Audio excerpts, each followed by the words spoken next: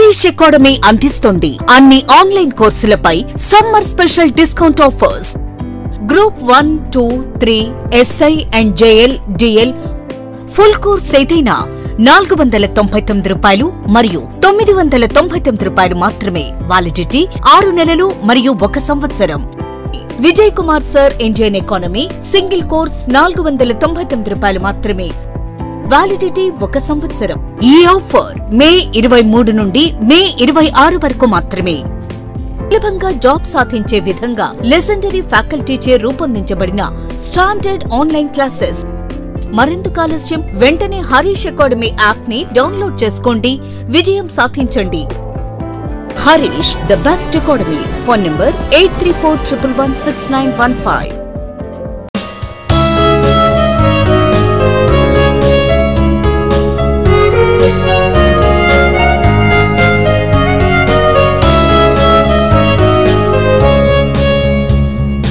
Harish, the best academy. Hi friends, welcome to Harish academy. ఈరోజు వార్తలు నిలిచిన జాతీయ, అంతర్జాతీయ, రాష్ట్రీయ అంశాల గురించి, వార్తలు నిలిచిన వ్యక్తులు, అవార్డులు, పుస్తకాలు, మరి క్రీడా సంబంధిత సమాచారం, ఒక్కొక్క అంశాన్ని వివరంగా తెలుసుకుందాం. ఈరోజు ఫస్ట్ టాపిక్ వచ్చేసి IPL 17th edition Indian Premier League. గత 2 నెలలుగా మనం చూస్తూనే ఉన్నాము. నిన్నటి రోజున మే 26 రోజున ఫైనల్ మ్యాచ్ జరిగింది. ఫైనల్ చెన్నైలోని చెపాక్ వేదికగా ముగిసింది. ఫైనల్ మ్యాచ్లో KKR versus Sunrisers Hyderabad మ్యాచ్ని మనం చూడడం జరిగింది.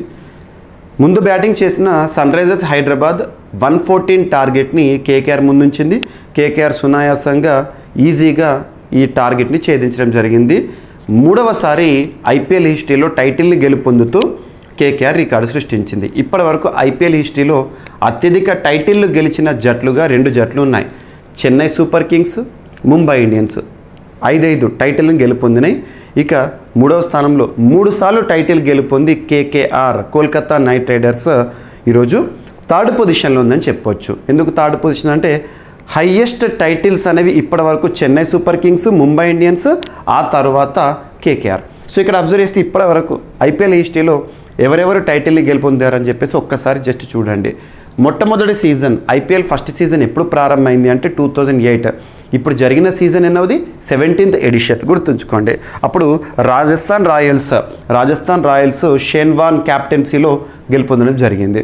2009లో డెక్కన్ చార్జర్స్ గిల్క్రిస్ట్ క్యాప్టెన్సీలో, అండ్ నెక్స్ట్ 2010లో చెన్నై సూపర్ కింగ్స్ మహేంద్ర సింగ్ ధోని సారథ్యంలో, 2011 Chennai super kings, 2012 Kolkata knight riders Gautam Gambhir సారథ్యంలో, and 2013 Mumbai Indians Rohit Sharma, and next 2014 KKR మళ్ళీ సో గౌతమ్ గంభీర్ సారథ్యంలో, next 2015 Mumbai Indians Rohit Sharma, next Sunrisers Hyderabad David Warner, next 2017 Mumbai Indians, and 2018 Chennai super kings, 2019 Mumbai Indians, 2020 Mumbai Indians, 2021 Chennai super kings, 2022 Gujarat titans Hardik Pandya క్యాప్టెన్సీలో, మళ్ళీ 2023లో last season 16th edition అనేది మహేంద్ర సింగ్ ధోని సారథ్యంలో 5th time Chennai super kings title గెలుపొందింది.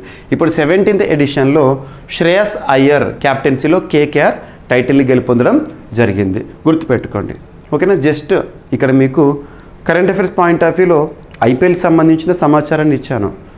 ఒకవేళ మరింత డెప్త్గా కావాలంటే మనము player of the series, player of the match, ప్రత్యేకతలు కానీ ఇవన్నీ కూడా కావాలంటే out of your interest you can. మీకు నేను CA 360లో అవన్నీ పాయింట్స్ కూడా చెప్పడం జరుగుతుంది, ఓకేనా.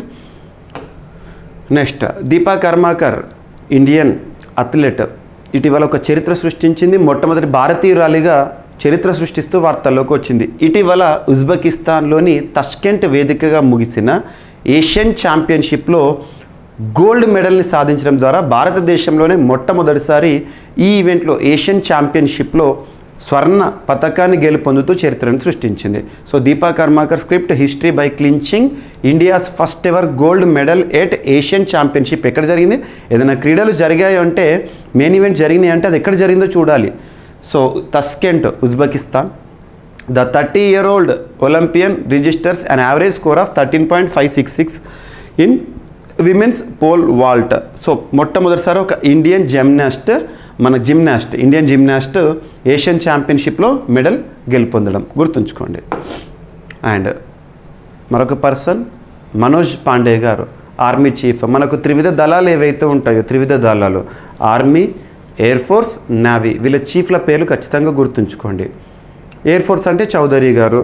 అండ్ రీసెంట్గా నేవీకి సంబంధించి హరికుమార్ గారి స్థానంలో దినేష్ గారు రావడం జరిగింది. అండ్ ఆర్మీ చీఫ్గా ప్రస్తుతం మనం మనోజ్ పాండే గారిని చూస్తున్నాం. తన పదవీ కాలాన్ని మరొక నెల పాటు పొడిగిస్తూ కేంద్ర ప్రభుత్వం తీసుకున్న నిర్ణయం ఈరోజు వార్తల్లోకి వచ్చింది. So army chief general Manoj Pandey పదవీ కాలాన్ని కేంద్రం ఒక నెల రోజులు పొడిగించింది. ఆయన పదవీ కాలం పొడిగింపుకు క్యాబినెట్ అపాయింట్మెంట్ కమిటీ రీసెంట్గా నిన్నటి రోజున May 26 రోజున ఆమోదం తెలిపింది. గుర్తుంచుకోండి, June 30 వరకు తానే చీఫ్గా ఉండబోతున్నారు. అండ్ 2 వారాల్లో 3 సార్లు ఎవరెస్ట్ని అధిరోహిస్తూ ఒక మహిళ చరిత్రను సృష్టించారు. సో నేపాల్ మహిళ. ప్రపంచంలోనే అత్యంత ఎత్తైన శిఖరం ఎవరెస్ట్ని అధిరోహించడం ఎంతోమంది పర్వతారోహకుల కళ. అలాంటిది నేపాల్కు చెందిన పర్వతారోహకురాలు ఫోటో జర్నలిస్ట్ పూర్ణిమ శ్రేష్ఠ 2 వారాల్లో 3 సార్లు ఎవరెస్ట్ అధిరోహించిన మొదటి వ్యక్తిగా చరిత్ర సృష్టించారు. ఒకే సీజన్లో 3 సార్లు ఎవరైనా ఎవరెస్ట్ ఎక్కడం చరిత్రలో ఇదే తొలిసారి అని రీసెంట్గా చెప్పడం జరిగింది. గుర్తుంచుకోండి, very very very important, examination point of వ్యూలో అడగవచ్చు కూడా. ఓకేనా. అండ్ ఇటీవల కామిరిటా షెర్పా గారు కూడా జస్ట్ విదిన్ స్పాన్ ఆఫ్ 10 డేస్లోనే 2 సార్లు ఎవరెస్ట్ని అధిరోహించారు. ఎవరెస్ట్ని అత్యధికంగా అధిరోహించిన వ్యక్తిగా 30 సార్లు అధిరోహించిన వ్యక్తిగా కామిరిటా షెర్పా వార్తల్లో ఉన్నాడు. అండ్ చరిత్ర సృష్టించిన భారతీయ నటి అనసూయ సేన్ గుప్తా ఇటీవల ముగిసిన ఒక చలనచిత్ర వేడుకల్లో పురస్కారాన్ని పొందడం ద్వారా 77th కేన్స్ ఫిల్మ్ ఫెస్టివల్లో భారతీయ నటి అనసూయ సేన్ గుప్తా చరిత్ర సృష్టించారు. అన్సర్టైన్డ్ రిగార్డ్ విభాగంలో ఉత్తమ నటిగా ఆమె అవార్డును గెలుపొందారు. ది షేమ్లెస్ అనే చిత్రానికి ఆమె ఈ అవార్డును అందుకోవడం జరిగింది. ఈ ప్రతిష్టాత్మక ఫిల్మ్ ఫెస్టివల్లో అవార్డు గెలిచిన భారతీయురాలిగా అరుదైన ఘనతను ఆమె సాధించడం జరిగింది. గుర్తుంచుకోండి. అండ్ నెక్స్ట్, ప్రపంచంలోనే అతిపెద్ద, అతి చిన్న, అతి పొడవైన ఇలాంటి ప్రత్యేక పదాలతో కూడిన సమాచారం ఏదైతే ఉంటుందో వాటిని సూపర్లేటివ్స్గా మీకు చెప్తూనే ఉన్నాను. ఈ సూపర్లేటివ్స్ పైన ఎగ్జామినర్ కూడా రెగ్యులర్గా క్వశ్చన్స్ అడుగుతున్నారు. రీసెంట్గా ముగిసిన ఏపీఎస్సీ గ్రూప్స్ ఎగ్జామినేషన్లో కానివ్వండి, ఇవన్నీ కూడా మనం చూస్తున్నాం. సో ఇక్కడ ప్రపంచంలోనే అత్యంత ఎత్తైన world's highest observatory inaugurated in Chile by university of Tokyo. Tokyo university చిలీలో ప్రపంచంలో అత్యంత ఎత్తులో ఒక అబ్జర్వేటరీని ఏర్పాటు చేయడం జరిగిందంట. అటకామా అబ్జర్వేటరీ అంటారు. అటకామా డిజర్ట్ ఏరియాలో ఏర్పాటు చేయడం జరిగింది. సముద్ర మట్టం నుండి 5640 మీటర్ల ఎత్తులో దీన్ని నిర్మించడం జరిగింది అబ్జర్వేటరీని. ఇది రీసెంట్గా గిన్నిస్ బుక్ ఆఫ్ వరల్డ్ రికార్డులో కూడా చోటు పొందింది. డైరెక్ట్ పాయింట్స్, సూపర్లేటివ్ టాపిక్స్ కనబడితే డైరెక్ట్ పాయింట్స్ గుర్తుపెట్టుకోండి, సరిపోతుంది. ఓకేనా. మీకు నేను ఇవన్నీ కూడా జీవీకే స్టడీ సర్కిల్లో స్పెషల్గా కరెంట్ అఫైర్స్ని సైంటిఫిక్ అప్రోచ్లో చెప్తున్నాను. సబ్జెక్టుల వారీగా కరెంట్ అఫైర్స్ ఇస్తున్నాను. Polity, economy, history, geography, environment, science and technology. And current అఫైర్స్లో భాగంగా వార్తల వ్యక్తులు కానీ, క్రీడాంశాలు కానివ్వండి, సూపర్లేట్స్ కానీ, ఐఐటీస్, విన్యాసాలు, రక్షణ రంగం అండ్ సమ్మిట్స్, అవార్డ్స్, ఇలా చెప్పుకుంటూ పోతే రాష్ట్రీయ అంశాలు. సో అలా కరెంట్ అఫైర్స్ని ఒక సైంటిఫిక్ అప్రోచ్లో మీకు డీల్ చేస్తున్నాను. జీవీకే స్టడీ సర్కిల్ యాప్ని ఇన్స్టాల్ చేసుకోండి. అందులో CA 360 కోర్స్ ఉంటుంది. సో చూడండి, కొన్ని డెమో వీడియోస్ కూడా ఉంటాయి. యాప్లో కొన్ని ఫ్రీ కంటెంట్ కూడా పెట్టాను, ఫ్రీ స్టడీ మెటీరియల్ ఉంటుంది, చూడండి. ఓకేనా. అండ్ నెక్స్ట్ వచ్చేసి వెనెజులా ప్రపంచంలోనే మొట్టమొదటి దేశంగా వార్తలు నిలుస్తోంది.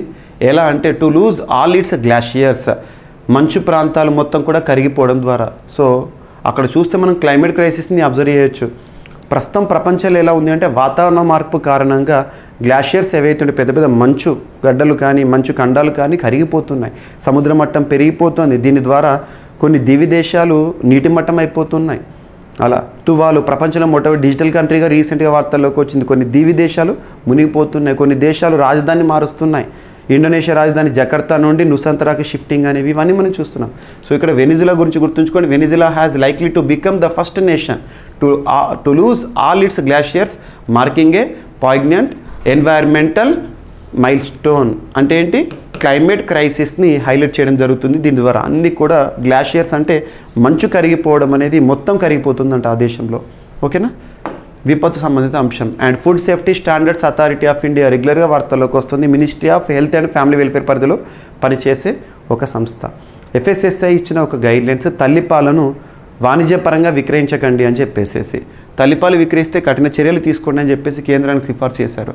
తల్లిపాలను విక్రయిస్తే కఠిన చర్యలు తీసుకుంటామని food safety standards authority of India హెచ్చరించింది.